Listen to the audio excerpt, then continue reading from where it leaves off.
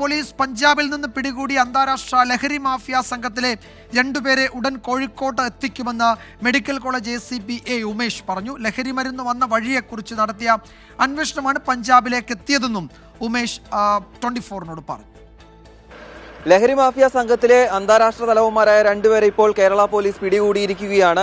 ഈ സംഭവവുമായി ബന്ധപ്പെട്ട് മെഡിക്കൽ കോളേജ് ACP A ഉമേഷാണ് 24-നോടൊപ്പം ചേരുന്നത്. സാർ, ആദ്യം തന്നെ കൺഗ്രാറ്റുലേഷൻസ്. എങ്ങനെയായിരുന്നു ഈ പ്രതികളിലേക്ക് എത്തിയത്?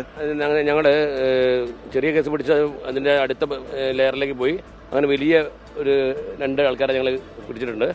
അവരെ കൊണ്ടുവരാൻ വേണ്ടി പോവാണ്. താൻസാനിയ സ്വദേശികളാണെന്ന് പറയുന്നു. കൂടുതൽ വിവരങ്ങൾ ഞാൻ കുറച്ച് കേട്ട് തരാം. ഇവിടെ എന്ന് നടന്ന സംഭവമായിരുന്നു? കാരന്തൂർ നടന്ന ഒരു ഓപ്പറേഷനാണ്.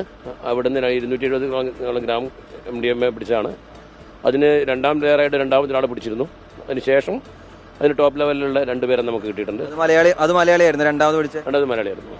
അവരിൽ നിന്നുമാണ് ഈ 2 പേരിലേക്ക് എത്തിയതല്ലേ? ഇതിലേക്ക് പിന്നെ കുറെ ശാസ്ത്രീയ അന്വേഷണത്തിലൂടെ എത്തിയതാണ്. കൊണ്ടുവരാണ്. ഉടൻ തന്നെ കോഴിക്കോട് എത്തിക്കും. 3 മണിയോടുകൂടി നമ്മൾ ഏർപ്പെടുത്തും. ശരി. തീർച്ചയായിട്ടും കോഴിക്കോട് കാരന്തൂരിൽ നടന്ന ഒരു MDMA കേസായിരുന്നു. അതുമായി ബന്ധപ്പെട്ട് നടത്തിയ അന്വേഷണത്തിനൊടുവിലാണ് കുന്നമംഗലം പോലീസ് ഈ പ്രതികളെ പിടികൂടുന്നതിൽ എത്തിച്ചത്. എന്തായാലും ഉടൻ തന്നെ പ്രതികളെ കോഴിക്കോട് എത്തിക്കുമെന്നാണ് മെഡിക്കൽ കോളേജ് ACP ആയിട്ടുള്ള A ഉമേഷ് ഇപ്പോൾ 24-നോട് വ്യക്തമാക്കിയിട്ടുള്ളത്. പ്രവീൺ ധർമ്മശാലയ്ക്കൊപ്പം രാഹുൽ സുരേഷ്, 24 കോഴിക്കോട്.